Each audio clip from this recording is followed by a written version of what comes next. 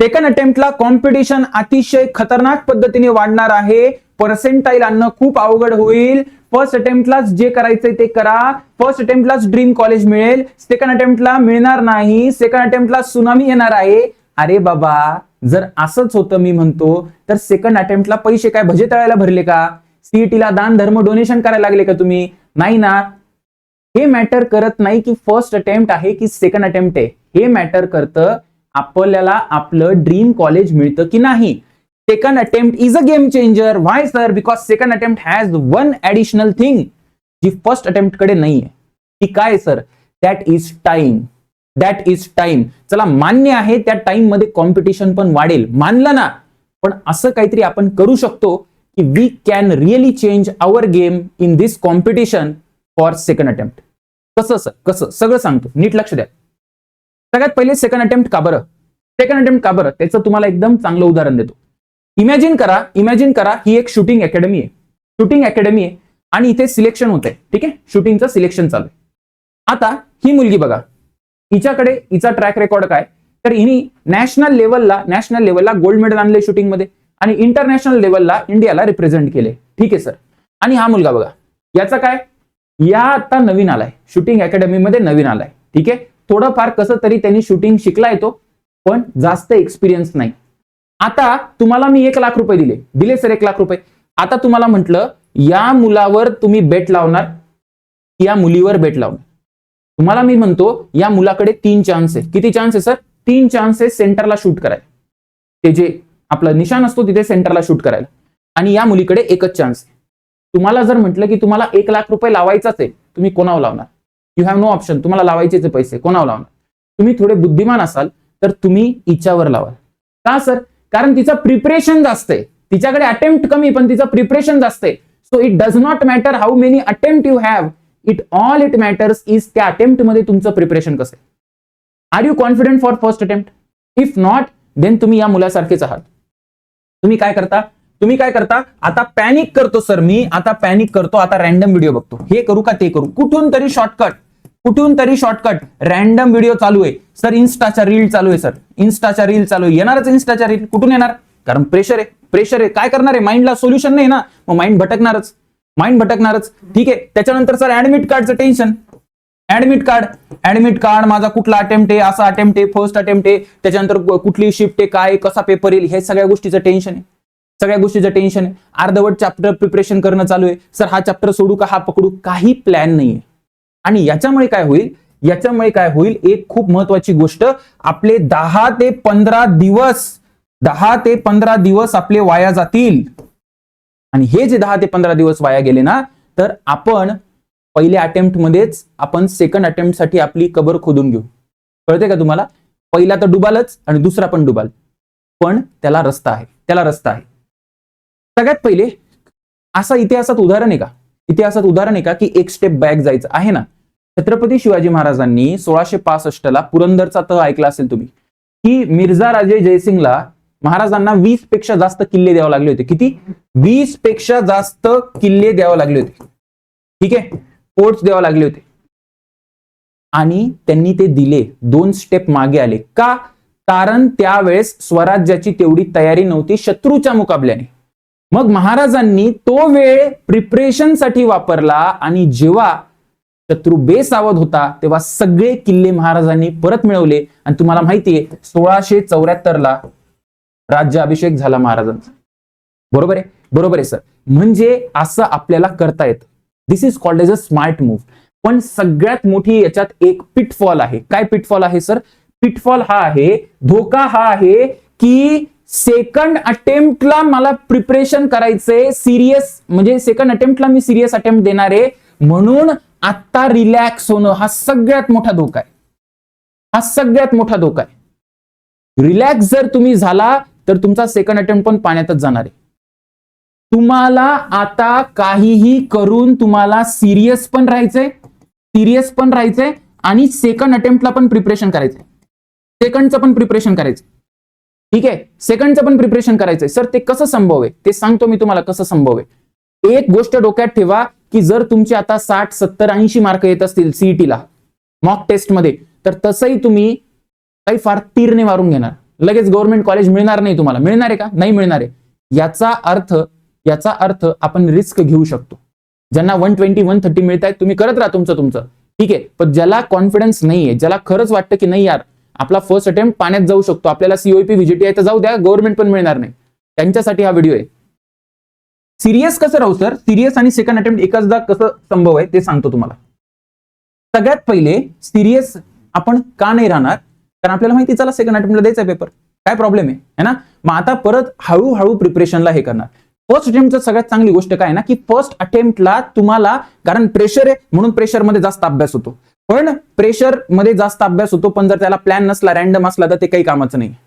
First अटेम्प्टचा आपण seriousness घेणार आहोत आणि सेकंड अटेम्प्टचा टाइम घेणार आहोत. या दोघांना कंबाईन करून एक पॉवरफुल स्ट्रॅटेजी बनवणार. सर कशी? सांगतो मी तुम्हाला. प्लॅन ऑफ ऍक्शन काय? प्लॅन ऑफ ऍक्शन असा आहे की आता जो आपल्याकडे फर्स्ट अटेम्प्ट आहे आपल्याकडे, तर फर्स्ट अटेम्प्ट मध्ये मी काय करणार, मी 30 to 40% सिलेबस करून जाणार. किती सर? 30 to 40% सिलेबस करून जाणार मिनिमम. पण तो कसा करणार? परफेक्ट करणार. आणि सर बाकीचा सिलेबस काय करायचा? बाकीचा जो 60% सिलेबस आहे ना त्याचा फक्त फॉर्म्युला करून जा. जिथे जे फॉर्म्युला मिळते ज्या चॅनलवर ते करत बस, ठीक आहे, ते करत बस. मी एक व्हिडिओ आणेलच योग्य वेळेस, ठीक आहे ना, तर ते कर, ठीक आहे. यांनी काय होईल माहिती का? कमीत कमी आता बघा 30-40% जर तुम्ही सिलेबस कंप्लीट केला त्याचा फायदा काय झाला? फायदा हा झाला की तुम्हाला आता टाइम आहे, पहिल्या अटेम्प्टला टाइम आहे. पहिल्या अटेम्प्टला तुम्ही 30-40% जर सिलेबस केला, जो की पॉसिबल आहे तेवढ्या वेळेत, मग तुम्हाला इमिजिएट टार्गेट आहे की 40% सिलेबस मला करायचा आहे फर्स्ट अटेम्प्टला, आणि त्या 40%च्या सिलेबसवर आपल्याला पहिला पेपर द्यायचा आहे सीईटीचा. स्कोर नाही येणार त्याच्यात, माहिती मला स्कोर येणार नाहीये. नाही सर मग मला स्कोर आणायचा आहे, मग तू असं आणून दाखव. आता स्कोर आता जे करतोय ते आणून दाखव, ठीक आहे ना. आता जे करतोय तुला वाटत असेल ठीक आहे तर ते कर. मग पण मी जे सांगतोय जर ऐकायचं असेल तर 30-40% सिलेबस प्रिपेअर करा, प्रॉपर प्रिपेअर करा. कसा करायचा, काय करायचं फिजिक्सचा मी तुम्हाला सांगेल, आणि त्याच्यानंतर याच्यावर स्वतःला फर्स्ट अटेम्प्टला टेस्ट करा. तुम्हाला काय होईल माहिती का? तुम्हाला एक्झामचा फील येईल. तुम्हाला कळेल की तुम्ही ज्या गोष्टींसाठी प्रिपेअर्ड आहात तिथे किती चुका करतात. तुमचा कॉन्फिडन्स वाढेल. लेटेस्ट से फिजिक्स मध्ये तुम्ही मॉडर्न केलं, सपोज तुम्ही मॉडर्न केलं, प्रॉपर केलं मॉडर्न, जास्त काही केलं नाही, पण मॉडर्न मध्ये तुम्हाला जे 8 मार्क असतात त्यापैकी 6 मार्क मिळाले, तर किती मोठी अचिव्हमेंट येते. तुमचा कॉन्फिडन्स किती वाढेल. तुम्हाला कळेल की सीईटीला माझे मार्क्स येतात. मग हा 30-40% सिलेबस जो झालाय ना आफ्टर फर्स्ट अटेम्प्ट आपण अजून कव्हर करू शकतो विथ अ कॉन्फिडन्स. आता काय होईल, आता जर तुम्ही हे नाही केलं तर फर्स्ट अटेम्प्टला कमी मार्क्स आले किंवा तुमचा काही प्लॅन नसला तर तुम्ही परत पॅनिक कराल, मग तुम्हाला तो कॉन्फिडन्स नाही येणार. मग आता परत पॅनिक करून परत कसं आपण एवढा मोठा सिलेबस कव्हर करणार आहे सेकंड अटेम्प्टला? जादू होऊन जाणार आहे का सेकंड अटेम्प्टला? बिलकुल होणार नाही. मी तुम्हाला लिहून देतो 19-20 तारखेपर्यंत कोणीच काही सेकंड अटेम्प्टसाठी काही करणार नाही, काहीच करणार नाही. आणि शेवटी किती दिवस राहतात? 20 दिवस राहतात, 20-22 दिवस. त्याच्यात काय करून घेणार आहे सांगा बरं. मग नाव इज द राईट टाइम.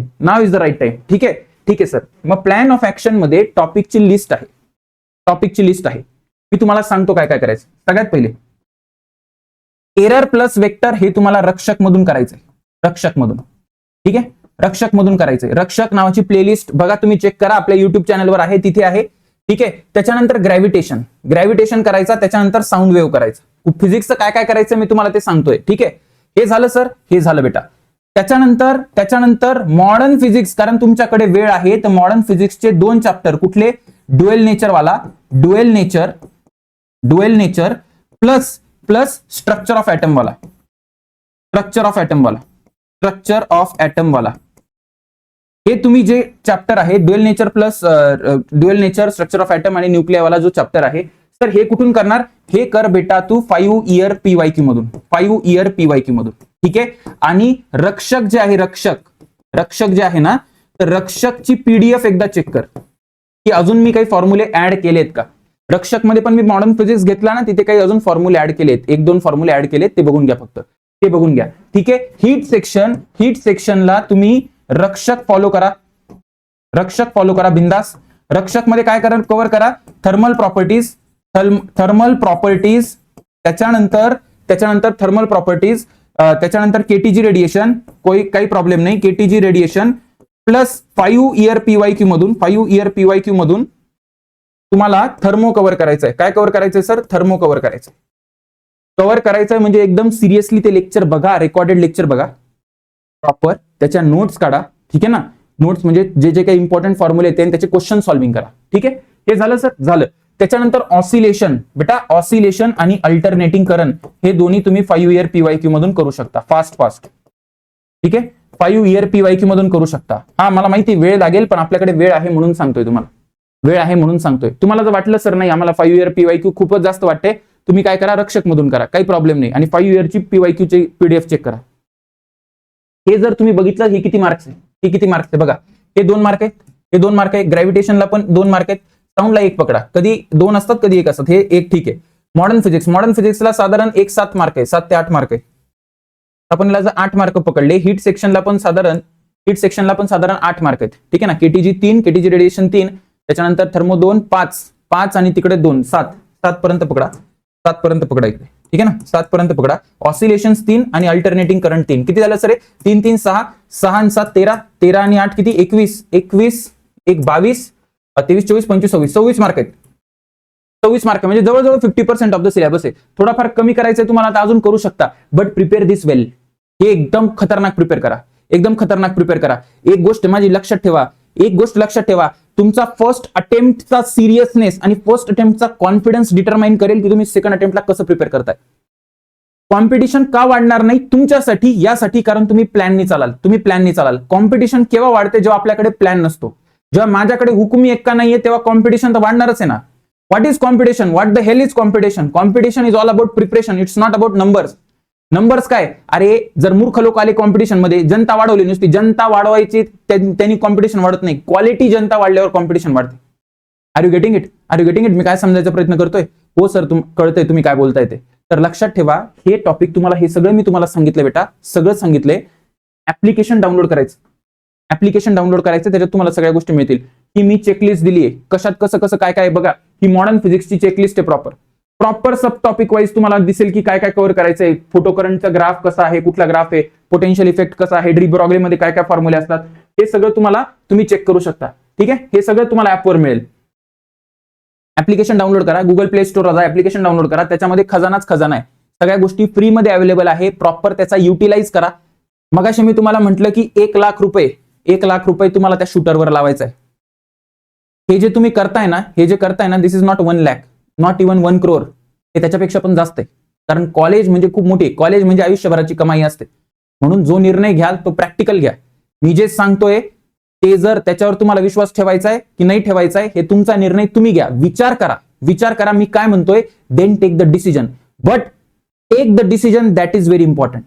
तुमचे 8 ते 10 दिवस आता जे राहिलेले आहेत ना फर्स्ट अटेम्प्टला, त्याला वाया घालवू नका. They are very very important. Second attempt साठी ते गेम चेंजर ठरतील, ही मला गॅरंटी आहे. तुमचे काही डाऊट्स असतील तर कमेंट सेक्शन मध्ये मेन्शन करा.